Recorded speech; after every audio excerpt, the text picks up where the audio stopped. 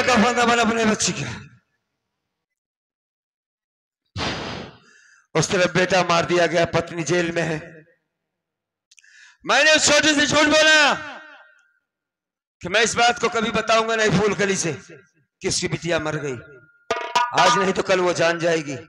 मां है और मुझ में इतनी ताकत नहीं बची कि खड़ा होकर उसके सामने कह सकूं कि तेरी बेटी को मार डाला गया। यहीं पर फांसी लगा के मर जाऊंगा, जी कर क्या करूंगा मैं। हाँ, यही ठीक होगा। नंबर 1 और 2। रुक जा बेटा सुनील, रुक जा। तेरा मरना उचित नहीं है, तुझे जीना होगा बेटा। ये आवाज कहां से? मैं माँ दुर्गा बोल रही हूँ बेटा। दुर्गा माँ बोल रही? मेरे जैसे आदमी से है? माँ बेटा हाँ, तुझे मरना नहीं है बेटा।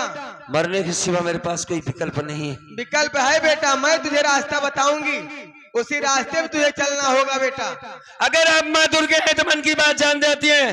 क्यों मरना चाहता हूँ, आखिर बात क्या है? ये बात तो आपको मालूम होना चाहिए। मैं तेरे मन की सारी बातें जान रही हूँ, तू क्यों मरना चाहता है। हाँ।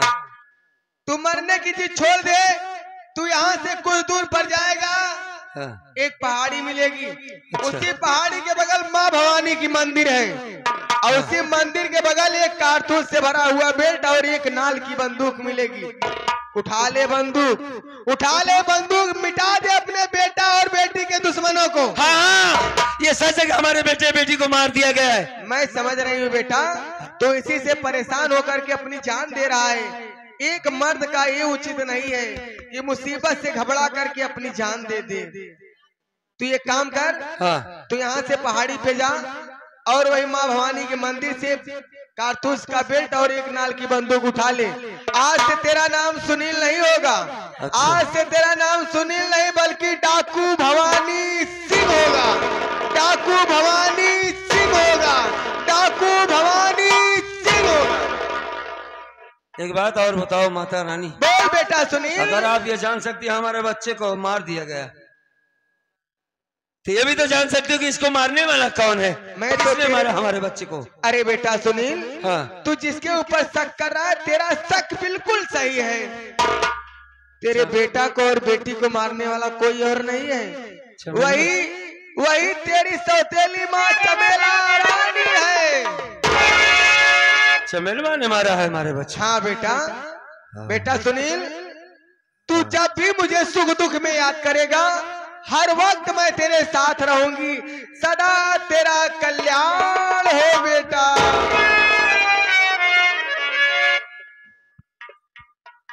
अब सबसे पहले मैं यहां से निकलता हूं, पहाड़ी पर जाता हूं।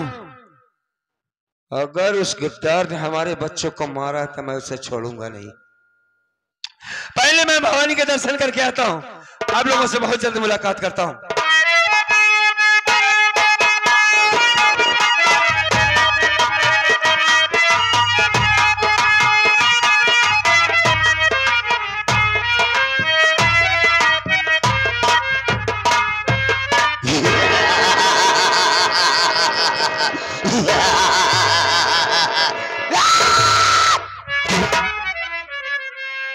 कसम मां बिरयानी की, भागने कोशिश किया तो यहीं से खड़ा होकर छल छला दूंगा।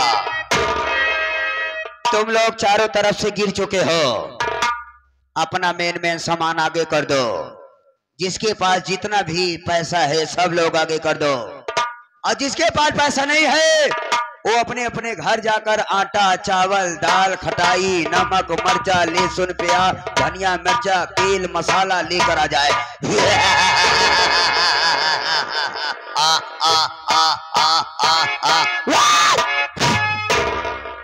कसम मां बिरयानी की, मैं बहुत खतरनाक गांडू हूँ।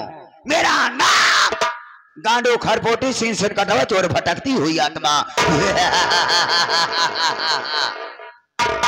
हमारे साथी सरदार जी मारे गए, मैं अकेला तनहा बचा हो। जो कोई मिलेगा यहीं पर कारतूस से भरा हुआ बेल्ट राइफल रख के जा रहा हूं। जो कोई इसे उठाएगा वो गांडगो का सरदार बन जाएगा।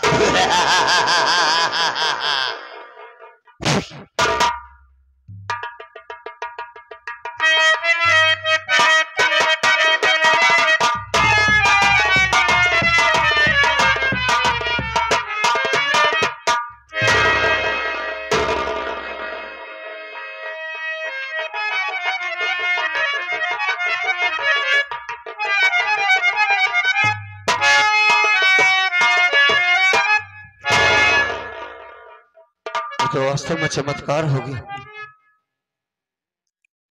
कारतूस से भरा हुआ बेल्ट, एक नैल की बंदूक। आज तक जिन हाथों में रातों दिन खेती का काम करने वाला फावड़ा हुआ करता था, आज मालिक की मर्जी हमारे हाथों में बंदूक है?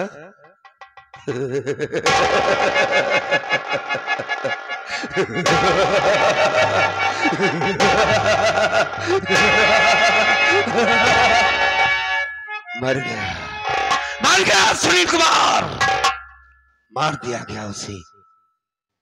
उसका एक नया जन्म हुआ है डाकू भवानी सिंह का। आज हम कसम खाते हैं कि जिस गद्दार ने हमारे बच्चों को मारा है, मैं इस दुनिया में से जीवित नहीं छोड़ूंगा। आज के बाद हमारे जीने का एक मकसद होगा, एक चमेलवा की मौत। चमेलवा मरेगी, साली चमेलवा तू कुत्ते की मौत मरेगी। जैसे एक्सीडेंट में कुत्ता मरता है, ताप के वैसे साली मारूंगा मैं तुझे। इधर आ, मैं इसे प्यार करने जा रहा हूं, बाद में तुझे भी मौका दूंगा। ठीक चमेला को वास्तव में ये मेरा जो तरीका है प्यार करने का। आई रस्सी उठाया, हाथ गोड़ बांध के प्यार करवा का है? हथवा गोड़ बांधबे का। और क्या समझ रही है तू? थोड़ा इधर आजा, आजा आजा। टाइम बहुत कम, मैंने बहुत सारे प्यार के तरीके थे।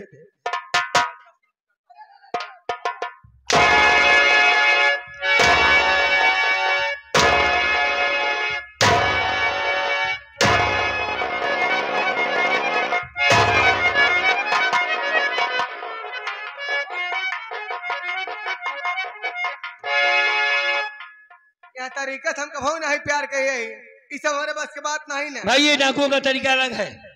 मैं और मेरा साथी कड़े कड़े का कहते बे? कड़े क्या है? कड़े क्या है बे? दर्शन के लिए। अच्छा, कड़े मानिकपुर। चल ठीक है, ला प्रधान वाला काम कर देते। प्रधान वाला? हाँ, ऑर्डर है कि सबसे पहले से गोली मार दो। लेकिन मारने से पहले हमसे तुमसे दुश्मनी क्या है? गद्दार औरत पहचान कायदे से मुझे। मैं वही आदमी हूँ जिसके दोनों बच्चों को तूने मार डाला। मैं सुनील कुमार हूँ, और आज जिस तरीके से तूने मेरे बच्चों को मारा है, आज दुनिया से मिट जाएगी साली। नहीं बेटा सुनील, तूने मुझे डाकू भवानी बना दिया। नंबर एक, और तो रुक जा। मुझे मारने से पहले तुम दोनों देखो, तुम्हारे पीछे पुलिस वाले आ रहे हो। हाँ, पुलिस। देखो पुलिस वाला।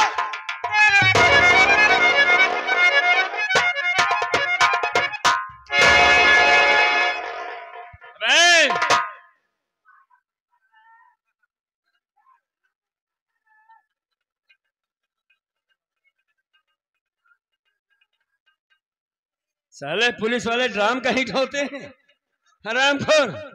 तेरा तो है ड्रामे में पुलिस। वही तो बोल रही थी, कहाँ गई? भाग गई साली। भाग गई? हाँ, ठीक है यार।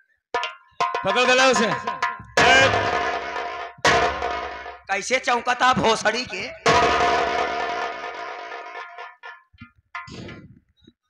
कौन हो? मेरी जान बचाने वाले तुम यहाँ कैसे आए हो? ए, हाँ? देखने में एक डाकू लग रहे हो।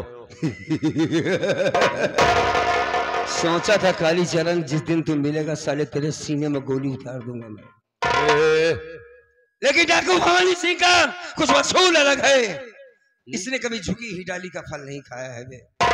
तुमको आज क्या मेरा देख रहा हूँ साला, एक औरत से मार खा रहा है तू। है? लेकिन तुम्हें मेरा नाम कैसे मालूम? बहुत कुछ जानता हूँ तुम्हारे कौन बारे हो में। तुम? मैं डाकू भवानी होने से पहले सुनील कुमार हूँ। सुनील कुमार? कल्याणपुर गांव का रहने वाला हूँ। मेरे बाप का नाम कालीचरण कसाई था, जो बहुत पहले साला मर गया।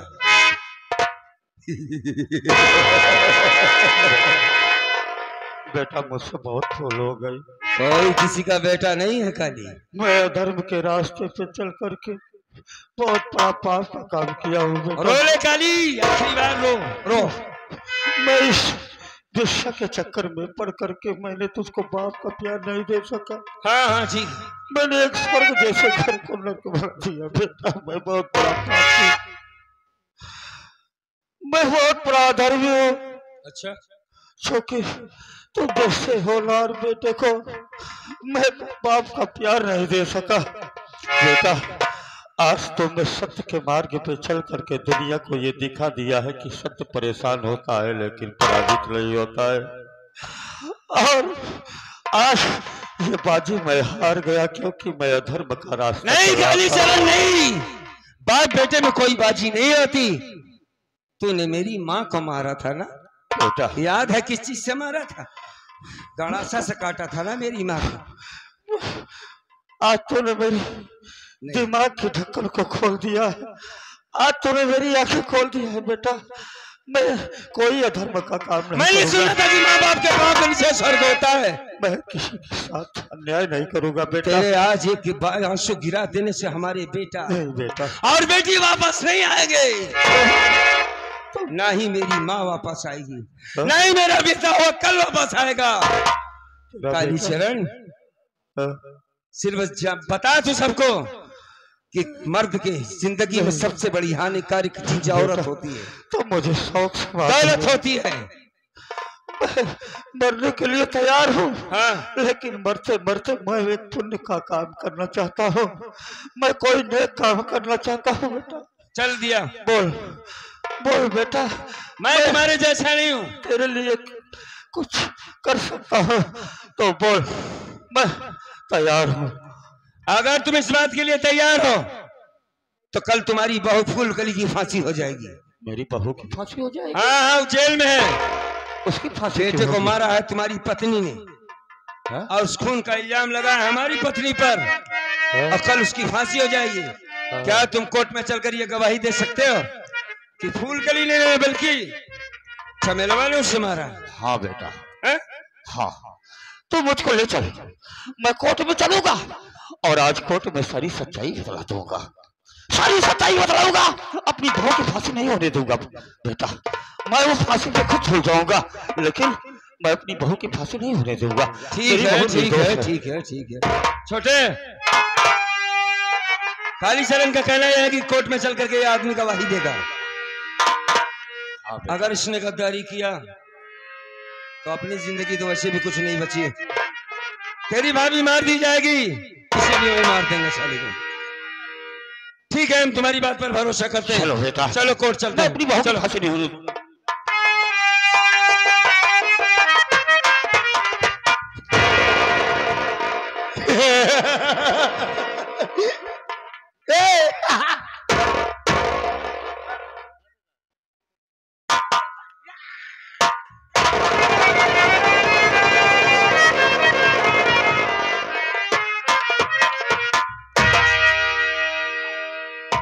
क्या हुआ बे? क्या हुआ बे? साले पागल के पास क्यों गया बे? क्या हुआ बता? पता नहीं कहा छोड़ दे तो मेरे किराना की दुकान।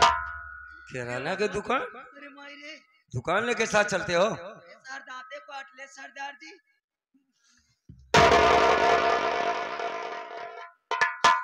अरे यार बुरा मत मान, गोबर है जो बराबर तू खाता है, लेकिन सूखा है थोड़ा। अरे हम नान के रहे तब खात रहे ना, थोड़ू खाए तो गोबर। ये क्या? मारा ये कुछ खाना खाओगे? बेटा सुनो सुनो सुनो सुनो, परेशान ना, कुछ खाओगे? हाँ हमारे बाबूजी फूल के लिए आएंगे ना। हाँ हाँ। और हमारा सुमन हमारा तो गजब है। इसकी भौजाई फूल कली आएगी, सुमन आएगी तो ये मुझे मारेगा। भैया फूल कली, बेटी सुमन।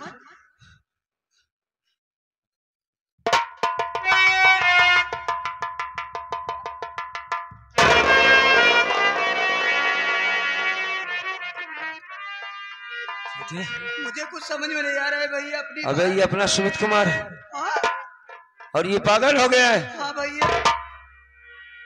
इसी मौके पर मिला कि क्या करें यार, अगर तेरी भौजाई को नहीं बचाते तो उसे मार दिया जाएगा। हाँ भैया। एक काम करो, किसी अच्छे डॉक्टर को इसको दिखाओ। हाँ भैया चलते हैं भैया। और ताकि तुम्हारी भाभी की फांसी भी बच जाए। हाँ भैया। अगर इसे यहाँ छोड़ देंगे तो दोबारा मेरा भाई नहीं मिलेगा। जी भैया हाँ? आप सच कह रहे हो भैया। हाँ? भैया को उठा इसे, पकड़ इसे, पकड़, खड़ा हो जा, खड़ा हो जा।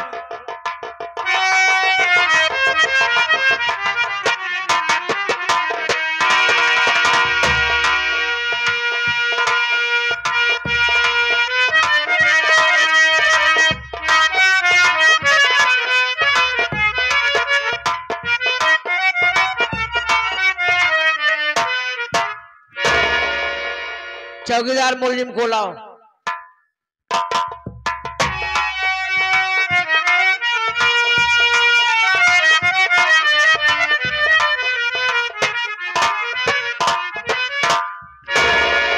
सर मुलजिम आ गई।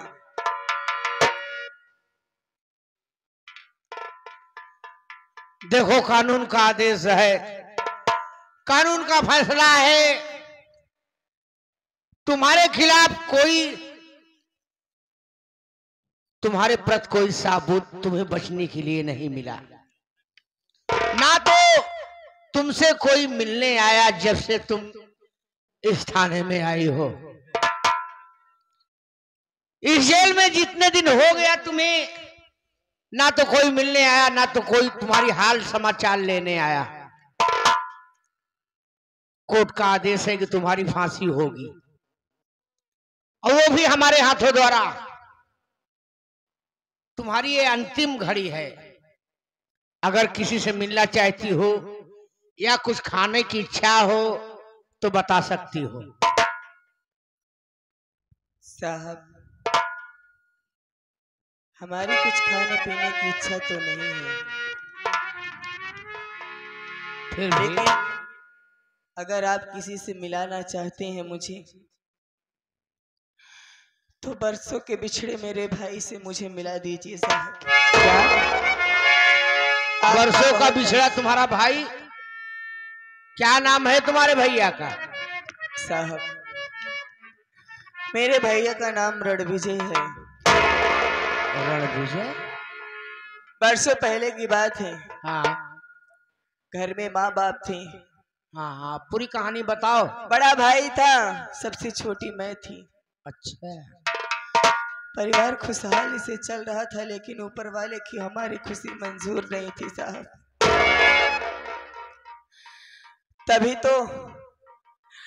तो ऊपर वाले ने माँ बाप दोनों को एक साथ छीन लिया। हम भाई बहन से अनाथ हो गए, बेसहारा हो गए, कोई सहारा नहीं बचा। बड़ा भाई था, बहुत प्यार करता था। माँ बाप की कमी कभी उसने महसूस नहीं होने दी। प्रयागराज में कुंभ का मेला लगा था साहब। क्या? उसी मेले में मैंने अपने भैया से कहा कि भैया मुझे मेला देखने जाना है। मेरा भाई मुझे बहुत समझाने लगा, लेकिन मैंने अपने भाई की एक न मानी। मेला देखने गई, सब कुछ ठीक चल रहा था साहब, लेकिन जैसे ही गंगा के घाट पर पहुंचे, वैसे ही मेले में अचानक से भगदड़ हुई, और उस भगदड़ में मेरा भाई रणविजय मुझसे बिछड़ गया साहब। तब से आज तक अपने भाई की तस्वीर इन आंखों में लिए घूमती हूँ। सोते जागते उठते बैठते भाई की याद आती है तो रो लेती हूँ, लेकिन उसकी मुलाकात नहीं होती। साहब आप पुलिस वाले हैं, आपका डिपार्टमेंट बहुत बड़ा है, हो सकता है या हो सके तो मेरे रणविजय भाई से मुझे मिला दीजिए साहब। आपका ये एहसान मैं जिंदगी भर नहीं भूलूंगी। एहसान की बात नहीं है, ये तो हमारा फर्ज भी है कि जो तू ख्वाहिश की हो उसे हम पूरा कर सके। लेकिन मान लो वो काफी वर्षों के बाद तुम्हारा भाई बिछुड़ा तुमसे, अगर मिलेगा तो कैसे पहचानोगी? सही कह रहे हो साहब कि इतने दिन हो गया मेरे भाई से मुझे बिछड़े हुए।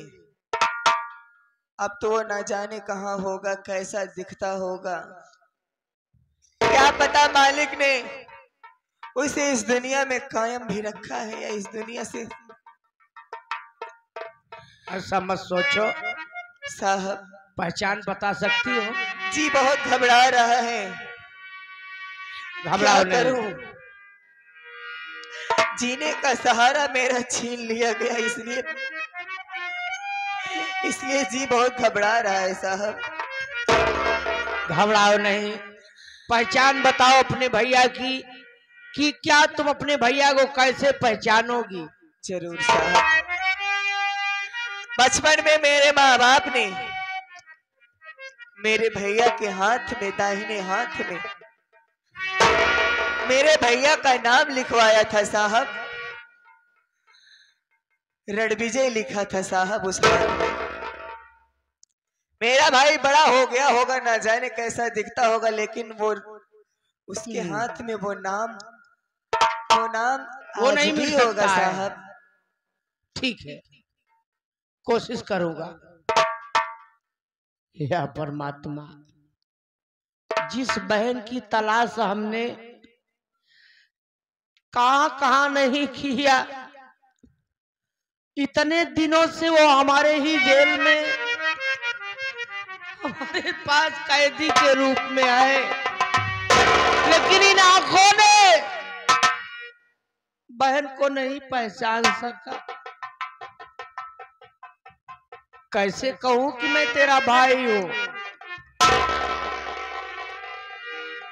दुख तो इस बात का है, जिस पेड़ को हमने अपने खून से सींच कर उससे सयाना किया, आज उसी पेड़ को अपने ही हाथ से काटने को आदेश मिला है।